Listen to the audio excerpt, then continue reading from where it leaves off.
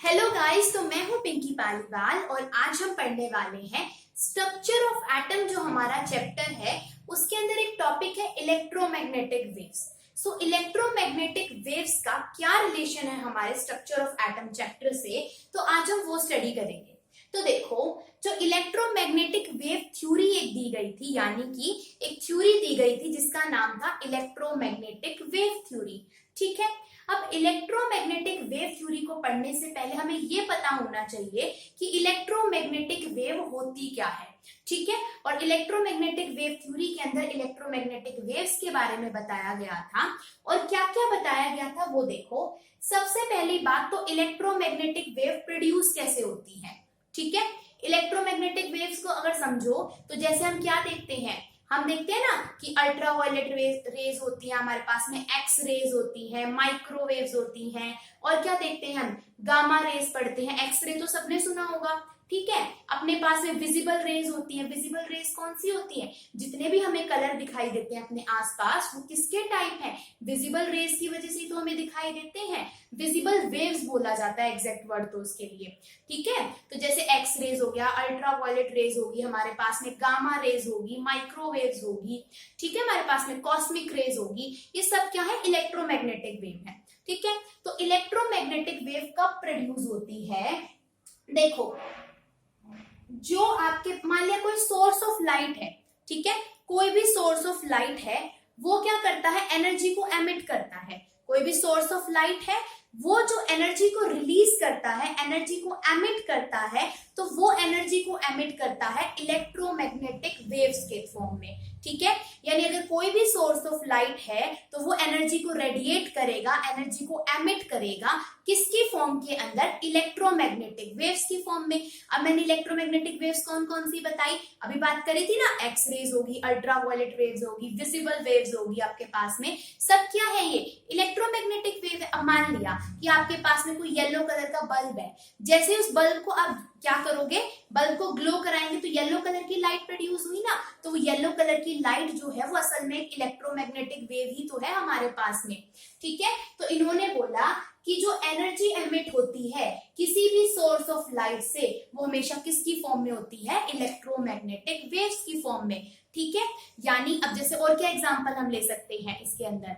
ठीक है, अब मान लिया कि आपने कोई सोडियम लैंप ले लिया। एक सोडियम लैंप होता है जो कि येलो कलर की लाइट को एमिट करता है, अगेन लाइट को एमिट कर रहा है। देखो, होती तो सारी चीजों से कोई ना कोई आपके पास में वेव्स एमिट है, लेकिन हमें दिखाई या फिर विजिबल ज्यादा कौन सी होती है, जिन कलर्स को हम देख सकते हैं। अब देखो, जो विजिबल वेव्स होती है ना उसके अंदर पता है कौन कौन से कलर आते हैं, जो हम वीडियो और पढ़ते हैं। वॉयलेट कलर हो गया, इंडिगो कलर हो गया, ब्लू, ग्रीन, ये सब किस में आते हैं, ये विजिबल वेव्स के अंदर आते हैं। और विजिबल वेव्स किसकी एक टाइप है, इलेक्ट्रोमैग्नेटिक वेव का। ये हमें आसानी से दिखाई दे जाती है अपने आसपास में, तो उनको हम ज्यादा अच्छे से समझ पाते हैं। तो यानी कि इलेक्ट्रोमैग्नेटिक वेव्स प्रोड्यूस होती है किसी भी सोर्स ऑफ लाइट से। ठीक है, यानी कोई भी सोर्स ऑफ लाइट एनर्जी को एमिट करता है किसकी फॉर्म के अंदर, इलेक्ट्रोमैग्नेटिक वेव की फॉर्म में। ठीक है, अब जो इलेक्ट्रोमैग्नेटिक वेव होती है इनको कोई भी मीडियम नहीं चाहिए होता ट्रेवल करने के लिए। ठीक है, एक फीचर क्या है कि electromagnetic wave does not require any medium for travel, यानी कि अब कुछ वेव्स कैसी होती हैं आपके पास में जिनको या तो सॉलिड मीडियम चाहिए, जैसे साउंड है आपके पास में, साउंड किसके अंदर ट्रेवल करती है, सॉलिड लिक्विड गैस के अंदर ट्रेवल करती है। ठीक है, लेकिन वैक्यूम के अंदर ट्रेवल नहीं करती। लेकिन इलेक्ट्रोमैग्नेटिक वेव ऐसी वेव्स होती है जो आपके पास में जिन वैक्यूम के अंदर भी ट्रेवल करती हैं, यानी उन्हें कोई मीडियम नहीं चाहिए ट्रेवल करने के लिए। इनके अंदर भी करेंगी सॉलिड लिक्विड गैसेस के अंदर, लेकिन जरूरी नहीं है कि हमेशा उन्हें मीडियम चाहिए, वो वैक्यूम के अंदर भी क्या कर सकती हैं, ट्रेवल कर सकती हैं। ठीक है, तीसरा फीचर, जो इलेक्ट्रोमैग्नेटिक वेव होती है जब ये प्रोड्यूस होती है तो इन्हीं के साथ में एसोसिएटेड होती है तीन चीजें। देखो, कोई भी इलेक्ट्रोमैग्नेटिक वेव होगी तो वो आपके पास में क्या रिलीज करेगी, उसकी इलेक्ट्रिक फील्ड भी होती है, उसकी मैग्नेटिक फील्ड भी होती है। यानी किसी भी इलेक्ट्रोमैग्नेटिक वेव की क्या होती है, इलेक्ट्रिक फील्ड भी होती है, मैग्नेटिक फील्ड भी होती है। ठीक है, अब देखो, मान लिया कि आपके पास में कोई इलेक्ट्रोमैग्नेटिक वेव है, और वेव है तो कैसे चलेगी, इस तरीके से चलेगी हमारे पास में। अब जब भी कोई इलेक्ट्रोमैग्नेटिक वेव चलती है तो उसके साथ में इलेक्ट्रिक एंड मैग्नेटिक फील्ड भी प्रोड्यूस होती है। ठीक है, अब ये वेव चल रही है इस वाले डायरेक्शन में, मान लिया ये एक्स एक्सिस के अंदर आपकी वेव चल रही है, तो इसकी जो electric and magnetic field produce होंगी वो हमेशा क्या होंगी, इसके परपेंडिकुलर प्रोड्यूस होंगी। मान लिया कि यहाँ पर आपके पास में वाई एक्सिस के अंदर क्या है, आपके पास में इस इलेक्ट्रोमैग्नेटिक वेव की वजह से इलेक्ट्रिक फील्ड प्रोड्यूस हो रही है अगर, तो यहाँ पर जो जेड एक्सिस होगा उसमें क्या प्रोड्यूस हो रही होगी, इसकी वजह से मैग्नेटिक फील्ड आपके पास में प्रोड्यूस हो रही होगी। ये चीज क्लियर होगी। यानी कि यहाँ पर बात करें so electromagnetic wave have electric and magnetic field, electromagnetic wave के पास में इलेक्ट्रिक एंड मैग्नेटिक फील्ड होती है और ये ऑसिलेट करती हैं हमेशा परपेंडिकुलर टू ईच अदर। मतलब कि जो इलेक्ट्रिक और मैग्नेटिक फील्ड होगी वो वेव की डायरेक्शन की हमेशा क्या होंगी, परपेंडिकुलर होंगी। यानी कि इलेक्ट्रिक फील्ड, मैग्नेटिक फील्ड और जिस डायरेक्शन के अंदर वेव चलेगी वो तीनों की तीनों क्या होंगी, एक दूसरे के हमेशा परपेंडिकुलर होंगी। ठीक है, कभी भी ऐसा नहीं होगा कि उसी डायरेक्शन में इलेक्ट्रिक फील्ड लग रही है उसी में मैग्नेटिक फील्ड लग रही है। मान लिया कि जैसे इधर वेव चल रही, तो ऐसा कभी नहीं होगा कि इसी डायरेक्शन के अंदर इलेक्ट्रिक फील्ड होगी और मैग्नेटिक फील्ड होगी, नहीं, वो हमेशा क्या होती है, परपेंडिकुलर होती है एक दूसरे के। ठीक है, अच्छा, यहाँ तक की बात क्लियर होगी आपके पास में। Electromagnetic wave have electric and magnetic field oscillating perpendicular to each other, और वो इलेक्ट्रिक एंड मैग्नेटिक फील्ड दोनों की दोनों परपेंडिकुलर होती है किसके अंदर, direction of propagation of wave के। यानी जिस डायरेक्शन के अंदर वेव प्रोपोगेट करेगी इलेक्ट्रिक एंड मैग्नेटिक फील्ड क्या होंगी, उसकी परपेंडिकुलर, एक दूसरे के, तीनों एक दूसरे के परपेंडिकुलर होंगी, यानी 90 डिग्री का एंगल बनाएंगे। अब अगर मैं किसी इलेक्ट्रोमैग्नेटिक वेव को रिप्रेजेंट करूं तो कुछ इस तरीके से रिप्रेजेंट करेंगे। अब किसी भी वेव के अंदर जो ऊपर वाला हिस्सा होता है ये कहलाता है क्रिस्ट और नीचे वाला हिस्सा क्या कहलाता है, ट्रफ कहलाता है। ठीक है, अब आप एक टर्म पढ़ते हो वेवलेंथ। वेवलेंथ को हम रिप्रेजेंट करते हैं इस लैम्डा के साथ में। लैम्डा का मतलब क्या होता है, वेवलेंथ हमारे पास में। वेवलेंथ का मतलब क्या होता है, जो डिस्टेंस होता है आपके पास में between the distance between two adjacent crest, यानी ये भी क्रिस्ट है ये भी क्रिस्ट है, ये नीचे वाला ट्रफ है अगले वाला ट्रफ होगा, नीचे वाले ट्रफ कहलाते हैं ऊपर वाले क्रिस्ट कहलाते हैं। तो जो दो क्रिस्ट लगातार क्रिस्ट के बीच में जो डिस्टेंस होगा वो कहलाती है वेवलेंथ, या फिर जो दो लगातार ट्रफ के बीच में जो डिस्टेंस होगा वो क्या कहलाएगा, आपकी वेवलेंथ। या तो दो लगातार क्रिस्ट के बीच में लिख लो या दोनों ट्रफ के बीच में लिख लो, वो क्या कहलाती है, वेवलेंथ। कभी भी ऐसा मत लिखना कि the distance between a crest और ट्रफ के बीच का डिस्टेंस कभी वेवलेंथ नहीं कहलाता। हमेशा या तो क्या होनी चाहिए, दो लगातार दो कॉन्जिक्यूटिव आपके पास में क्रिस्ट के बीच का डिफरेंस या दो कॉन्जिक्यूटिव ट्रफ के बीच का डिस्टेंस होना चाहिए। ठीक है, वेवलेंथ को हम किसके अंदर मेजर करते हैं, सेंटीमीटर के अंदर मेजर किया जाता है ज्यादातर। अब आती है फ्रीक्वेंसी, जो मैंने म्यू, इसको म्यू बोलते हैं इस वाले सिंबल को, इसको क्या कहा जाता है, इसको कहा जाता है फ्रीक्वेंसी। अब फ्रीक्वेंसी क्या होती है हमारे पास में, तो फ्रीक्वेंसी होती है कि आपने कोई एक पॉइंट मान लिया, सपोज ये एक पॉइंट था आपके पास में, इसमें से कोई वेव, अब ये पॉइंट था, इसमें से क्या होंगी, बहुत सारी वेव्स पास होकर जाएंगी। तो देखो एक वेव कहां तक कहलाती है, ये क्रिस्ट हो गया, एक क्रिस्ट था और ये ट्रफ था। एक क्रिस्ट और ट्रफ का पेयर, सिर्फ ये एक क्रिस्ट और एक ट्रफ में वेव मिला के क्या बना देती है, एक वेव बना देती है। ठीक है, एक क्रिस्ट और ट्रफ यानी एक वेव पूरी होगी, फिर यहाँ से दूसरी वेव शुरू होगी। ठीक है, अपने पास में तो ये बोलता है फ्रीक्वेंसी क्या होती है, the number of waves passing through a point in 1 second. मान लिया कि ये एक पॉइंट था आपके पास में, इस पॉइंट में से 1 सेकेंड के अंदर कितनी नंबर ऑफ वेव पास करेंगी वो क्या कहलाती है, फ्रीक्वेंसी। ठीक है, अब एक होता है हमेशा आपके पास में म्यू, फ्रीक्वेंसी का सिंबल था, इसके ऊपर मैंने बार लगा दिया, इसको म्यू बार बोलते हैं। म्यू बार सिंबल होता है वेव नंबर का, वेव नंबर, ये नंबर की शॉर्ट फॉर्म लिखी हुई है। सो वेव नंबर क्या होता है, the number of present waves present in 1 centimetre. आपने कोई एक सेंटीमीटर की सपोज ये लेंथ ले ली 1 सेंटीमीटर की, इस 1 सेंटीमीटर की लेंथ के अंदर कितनी नंबर ऑफ वेव्स प्रेजेंट होंगी वो क्या कहलाएगा, wave number. The number of waves present in 1 centimetre क्या कहलाता है, वेव नंबर। ठीक है, और जो वेव नंबर होता है ये क्या होता है, वेवलेंथ का इनवर्स होता है। ठीक है, तो वेव नंबर क्या होता है, वेवलेंथ का इनवर्स होता है हमारे पास में। ठीक है, तो फ्रीक्वेंसी होती है कि एक पॉइंट में से, किसी एक गिवन पॉइंट में से 1 सेकंड के अंदर कितनी नंबर ऑफ वेव पास करेंगी, और वेव नंबर क्या होता है, 1 सेंटीमीटर की लेंथ के अंदर कितनी नंबर ऑफ वेव्स प्रेजेंट है। ठीक है, और जो ये वेव नंबर होता है ये क्या होता है, इनवर्स होता है वेवलेंथ के। ठीक है, सी होती है हमारे पास में स्पीड ऑफ लाइट, और स्पीड ऑफ लाइट बराबर होती है फ्रीक्वेंसी मल्टीप्लाई में वेवलेंथ के बराबर। ठीक है, ये वाला फॉर्मूला आगे न्यूमेरिकल्स के अंदर यूज होता है। सी है speed of light, speed of light कितनी होती है 3 इंटू 10 की पावर 8 मीटर पर सेकेंड। तो जितनी भी आपकी इलेक्ट्रोमैग्नेटिक वेव्स होती हैं वो ट्रेवल करती हैं स्पीड ऑफ लाइट से, यानी कि 3 इंटू 10 की पावर 8 मीटर पर सेकेंड की स्पीड से।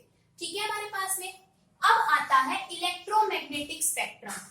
इलेक्ट्रोमैग्नेटिक स्पेक्ट्रम हम किसको बोलते हैं, जो अभी मैंने बताई थी ना, जितनी भी इलेक्ट्रोमैग्नेटिक वेव्स होती हैं, तो इन इलेक्ट्रोमैग्नेटिक वेव्स को इंक्रीजिंग फ्रीक्वेंसी या फिर डिक्रीजिंग वेवलेंथ की टर्म में जब एक लाइन के अंदर अरेंज किया जाता है तो वो क्या कहलाती है, आपका इलेक्ट्रोमैग्नेटिक स्पेक्ट्रम। यानी मान लिया वेवलेंथ के अकॉर्डिंग कर रहे हैं, तो पहले जिसकी सबसे ज्यादा वेवलेंथ, फिर उससे कम, फिर उससे कम, फिर उससे कम, इस तरीके से अरेंज कर सकते हैं। अगर फ्रीक्वेंसी के बेस पे अरेंज करें तो अब ये चीज याद रखना, इस फॉर्मूले से अगर हम यहाँ पर देखें तो देखो स्पीड ऑफ लाइट बराबर थी फ्रीक्वेंसी मल्टीप्लाई में वेवलेंथ के। यानी अगर मैं फ्रीक्वेंसी को नीचे ले आऊं और वेवलेंथ को इधर रखूं तो देखो वेवलेंथ और फ्रीक्वेंसी एक दूसरे के इनवर्सली प्रोपोर्शनल है। मतलब अगर वेवलेंथ बढ़ेगी किसी चीज की तो फ्रीक्वेंसी घटेगी। अगर किसी इलेक्ट्रोमैग्नेटिक वेव की वेवलेंथ सबसे ज्यादा है तो उसी इलेक्ट्रोमैग्नेटिक वेव की फ्रीक्वेंसी सबसे कम होगी, क्योंकि क्या है, इनवर्सली प्रोपोर्शनल है। तो इलेक्ट्रोमैग्नेटिक वेव स्पेक्ट्रम के अंदर अगर आप इलेक्ट्रोमैग्नेटिक वेव्स को इंक्रीजिंग वेवलेंथ की ऑर्डर में अरेंज कर रहे होगे तो डिक्रीजिंग फ्रीक्वेंसी का ऑर्डर होगा वो आपके पास में। ठीक है, इस तरीके से समझो। तो जैसे जो भी अपने पास में इलेक्ट्रोमैग्नेटिक वेव होती है, जैसे ultraviolet, cosmic rays, X rays, gamma rays, microwave, इन सबको क्या किया जाता है, एक टेबल के अंदर अरेंज किया जाता है, यानी और उसी को ही हम क्या बोल देते हैं, स्पेक्ट्रम बोल देते हैं। ठीक है, अच्छा अब हमारे पास में पूछी जाती है limitations of electromagnetic wave theory. Electromagnetic wave theory ने ये तो बता दिया कि कैसे इलेक्ट्रोमैग्नेटिक वेव प्रोड्यूस होगी, क्या क्या उनकी प्रॉपर्टीज होगी, लेकिन इसकी लिमिटेशंस निकल कर आई। क्या लिमिटेशन थी? पहली लिमिटेशन थी black body radiation. Black body radiation क्या होती है, एक सब्सटेंस जो एमिट कर सके या फिर एब्जॉर्ब कर सके किसी भी रेडिएशन को, वो कहलाती है ब्लैक बॉडी। मतलब ब्लैक बॉडी क्या, black body radiation, a substance, यहाँ पे सब्सटेंस है, a substance which can absorb or emit all radiation is called black body। यानी ब्लैक बॉडी हम उस बॉडी को बोलेंगे, उस ऑब्जेक्ट को बोलेंगे जो क्या कर सके आपके पास में हर एक, मतलब देखो ब्लैक बॉडी क्या कहलाएगी, एक सब्सटेंस जो क्या कर सके, एब्जॉर्ब कर सके या फिर एमिट कर सके ऑल रेडिएशंस को, यानी जितनी रेडिएशन उसके ऊपर गिरे वो सबको एब्जॉर्ब भी कर सके और सब या फिर सबको एमिट भी कर सके, तो वो क्या कहलाती है, ब्लैक बॉडी कहलाती है। ठीक है, और ब्लैक बॉडी से निकलने वाली रेडिएशंस क्या कहलाती है, ब्लैक बॉडी रेडिएशंस। ठीक है, तो ये सब्सटेंस व्हिच कैन एब्जॉर्ब और emit all radiation is called black body. ठीक है, तो यानी एक ऐसा सब्सटेंस जो एब्जॉर्ब कर सके या फिर एमिट कर सके सारी की सारी रेडिएशंस को, वो क्या कहलाती है, ब्लैक बॉडी। ठीक है, अब ब्लैक बॉडी से निकलने वाली रेडिएशन कहलाती है ब्लैक बॉडी रेडिएशन। जैसे कि अगर हम बात करें, जब आयरन को हीट किया जाता है, तो जब हम आयरन को हीट करते हैं ना, तो सबसे पहले वो होता है रेड कलर का। ठीक है, जैसे आयरन को गर्म करा वो लाल रंग का होगा। ठीक है, थोड़ी देर रेड कलर का रहेगा, फिर और गर्म करेंगे तो वो जाता है येलो कलर का, और गर्म करेंगे तो फिर वो व्हाइट कलर का हो जाता है, फिर और गर्म करेंगे तो वो जाता है फाइनली आपके पास में ब्लू कलर का हो जाता है आयरन। तो इन्होंने ये बोला, इलेक्ट्रोमैग्नेटिक वेव थ्योरी बोलती थी कि आपके पास में चाहे आप इंटेंसिटी को बढ़ा दो, एनर्जी को बढ़ा दो इलेक्ट्रोमैग्नेटिक वेव की, वो कभी भी कलर चेंज नहीं शो करेगा। लेकिन ब्लैक बॉडी रेडिएशन के अंदर तो देखा, यहाँ तो कलर चेंज शो हुआ, तो ये क्या बन गई, एक एक्सेप्शन बन गई इलेक्ट्रोमैग्नेटिक वेव थ्योरी की। ठीक है, तो इलेक्ट्रोमैग्नेटिक वेव थ्योरी के अकॉर्डिंग तो कलर चेंज नहीं होना चाहिए था, पर ये ब्लैक बॉडी रेडिएशन तो कलर चेंज कर रही थी, जिसका हमने एग्जाम्पल क्या लिया हमने, जब आयरन को हीट किया। दूसरा आता है photo electric effect. Photo electric effect क्या होता है, the phenomena of ejection of electron from the metal surface. जब क्या करते हैं, the phenomena of ejection of electron from the metal surface क्या कहलाता है, फोटो इलेक्ट्रिक इफेक्ट। मतलब क्या होता है हमारे पास में फोटो इलेक्ट्रिक इफेक्ट में, मतलब क्या होगा कि क्या होता है, जब एक सर्टेन फ्रीक्वेंसी की लाइट किसी मेटल के सरफेस पे गिरती है तो वहां से वो इलेक्ट्रॉन को क्या कर देती है, रिमूव कर देती है, और उसको हम क्या बोलते हैं, फोटो इलेक्ट्रिक इफेक्ट। अब उसके लिए क्या कॉन्सेप्ट होता है हमारे पास में, जैसे कि इसके अंदर 2-3 टर्म्स हमारे पास में आती हैं। फोटो इलेक्ट्रिक इफेक्ट के अंदर एक होती है थ्रेशोल्ड फ्रीक्वेंसी या फिर थ्रेशोल्ड वेवलेंथ, यानी कि ये कोई मेटल का सरफेस था, इसके ऊपर जब कोई एक सर्टेन फ्रीक्वेंसी की लाइट गिरेगी तो यहाँ से इलेक्ट्रॉन क्या हो जाएगा, रिमूव, इसको बोलते हैं फोटो इलेक्ट्रिक इफेक्ट। लेकिन हर एक फ्रीक्वेंसी की लाइट इलेक्ट्रॉन को रिमूव नहीं करती। अब हर एक मेटल के पास में क्या होती है, एक आपके पास में थ्रेशोल्ड फ्रीक्वेंसी होती है हमारे पास में, या फिर थ्रेशोल्ड फ्रीक्वेंसी बोलेंगे या फिर थ्रेशोल्ड वेवलेंथ बोलेंगे। ठीक है, एक होती है थ्रेशोल्ड फ्रीक्वेंसी और एक क्या होती है, थ्रेशोल्ड वेवलेंथ कहलाती है। थ्रेशोल्ड फ्रीक्वेंसी क्या होती है हमारे पास में, वेवलेंथ।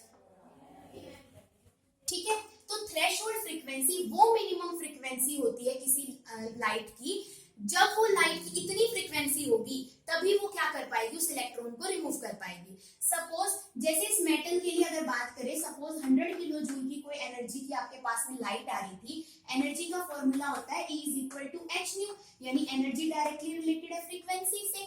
तो इस मेटल के लिए सपोज थ्रेशोल्ड फ्रीक्वेंसी थी आपके पास में 50 किलो जूल की।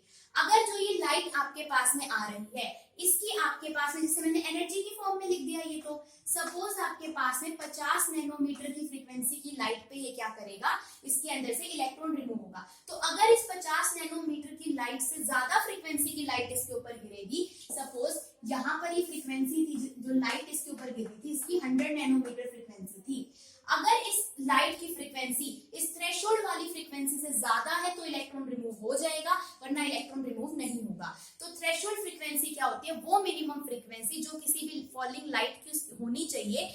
देखो, the minimum frequency which is required to remove an electron from the metal surface क्या कहलाती है, थ्रेशोल्ड फ्रीक्वेंसी।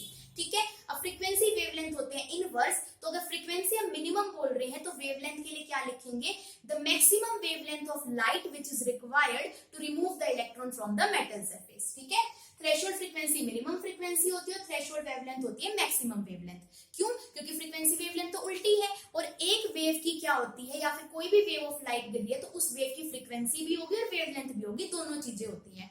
ठीक है, तो अगर इस थ्रेशोल्ड फ्रीक्वेंसी की जितनी फ्रीक्वेंसी होगी उस लाइट की, तो इलेक्ट्रॉन निकल जाएगा, वरना नहीं निकलेगा। लेकिन इलेक्ट्रोमैग्नेटिक वेव थ्योरी ये बोलती है कि अगर हम किसी भी फ्रीक्वेंसी की लाइट की सिर्फ इंटेंसिटी को बढ़ा दे तो वो क्या कर सकती है, हर एक फ्रीक्वेंसी की लाइट क्या कर सकती है, इलेक्ट्रॉन को रिमूव। लेकिन यहाँ तो ऐसा पॉसिबल ही नहीं है। अगर मेरे पास में कोई फ्रीक्वेंसी की लाइट गिर रही है जिसकी फ्रीक्वेंसी कितनी है आपके पास में, मान लिया 25 नैनोमीटर की कोई फ्रीक्वेंसी की लाइट है, अब इसकी वैल्यू तो 50 नैनोमीटर से कम है, मैं बेशक इस लाइट की इंटेंसिटी बढ़ा दूं, मतलब मैं तेज लाइट डाल दूं, एक होती है हल्की लाइट डालना, एक तेज लाइट डालना, तो वो इंटेंसिटी होगी एक तरीके से। मैं बेशक इसकी इंटेंसिटी कितनी भी बढ़ा लूं, इलेक्ट्रॉन निकलेगा ही नहीं, क्योंकि इसकी फ्रीक्वेंसी क्या है, थ्रेशोल्ड फ्रीक्वेंसी से कम है। जबकि इलेक्ट्रोमैग्नेटिक वेव थ्योरी ये बोलती है कि कोई भी फ्रीक्वेंसी की लाइट क्या कर सकती है, इलेक्ट्रॉन को रिमूव कर सकती है। तो ये भी क्या बन गया, एक लिमिटेशन बन गई थी इलेक्ट्रोमैग्नेटिक वेव थ्योरी की। ठीक है,